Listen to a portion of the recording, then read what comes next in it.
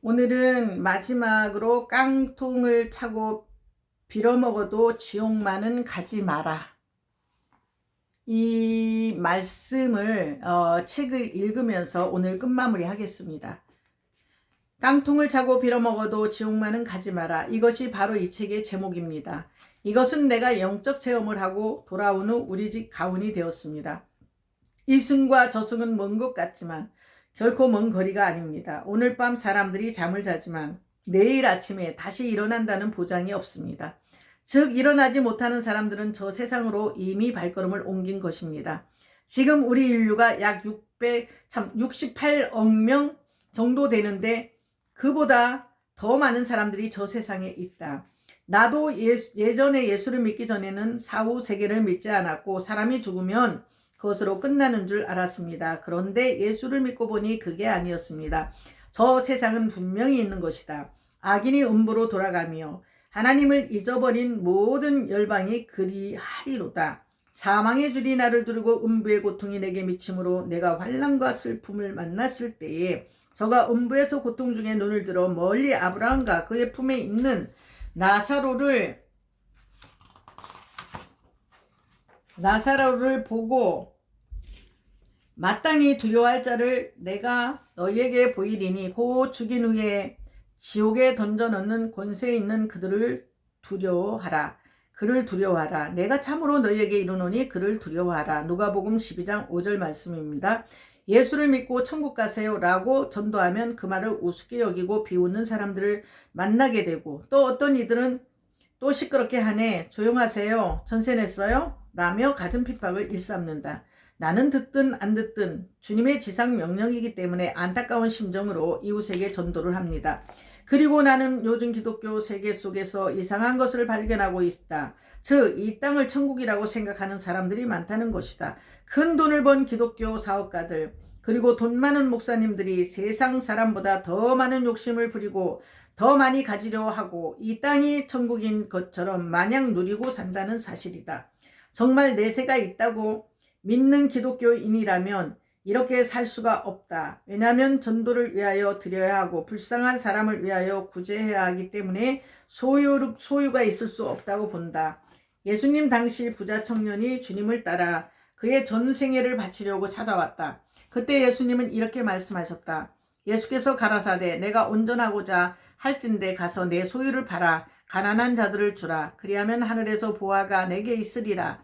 그리고 와서 나를 쫓으라 하시니, 즉 이 청년은 부자였고 그것을 가난한 자에게 나눠주지 못했기 때문에 예수의 제자가 되지 못했다. 이 말을 오늘날 우리에게 적용해 보면 진정 예수 제자라면 돈과 부귀와 영화가 기독교인들에게 있을 수 없다는 말이다. 왜냐하면 다 나누어 주었기에 없는 것이다. 주님은 청년에게 내 소유를 팔아 가난한 자들을 주라. 그리하면 하늘에서 보화가 내게 있으리라고 분명 말씀하셨다. 즉 자신의 소유를 팔아 어려운 사람들에게 나눠주면 어떻게 부자가 될 수 있겠는가? 부자가 있다는 것은 하늘의 보화를 쌓기보다는 이 땅에 보화를 쌓는 것이다. 많은 기독교인들이 노후 대책으로 각종 보험을 들고 있다. 보험을 들지 말라는 것이 아니라 하나님보다 보험을 더 신뢰하고 있기 때문에 주님이 계실 자리가 없다는 것이다. 보험을 의지하는 기독교인들에게는 보험회사가 그의 노후를 책임질 것이요, 하나님께 노후를 맡기는 자에게는 하나님께 그의 노후뿐만 아니라 전생애를 책임지실 것이다.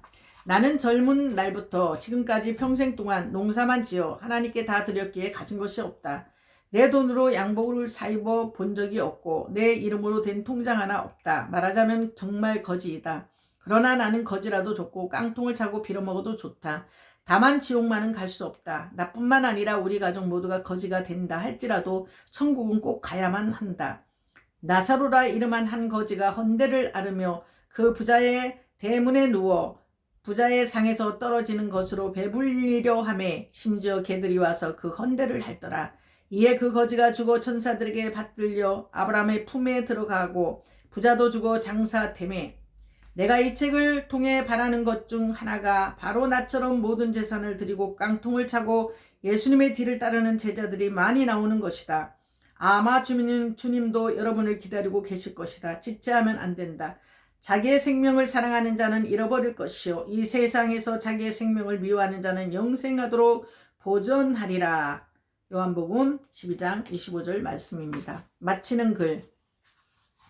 오래전 나의 아버지는 산제당을 만들어서 동네 사람들과 산신을 섬기고 나 또한 그들과 함께 우상을 섬기던 사람이었는데 하나님께서 아브라함을 불러주신 것처럼 나를 불러주셔서 이 동네에서 처음으로 예수를 믿게 하시고 또한 숱한 고난을 당했지만 믿음으로 승리하게 하시고 교회를 짓기 위하여 공동묘지에서 수년간 기도하게 하시고 천국과 지옥도 보여주시고 젊은 날 신유의 은사도 주셔서 많은 환자와 정신병 환자들을 고치게 하셨으며 하나님의 교회를 3번이나 중축하게 하셨다. 이제는 내 나이 80평생 동안 한 교회 구병장로 교회를 섬기게 하신 하나님께 감사를 드린다.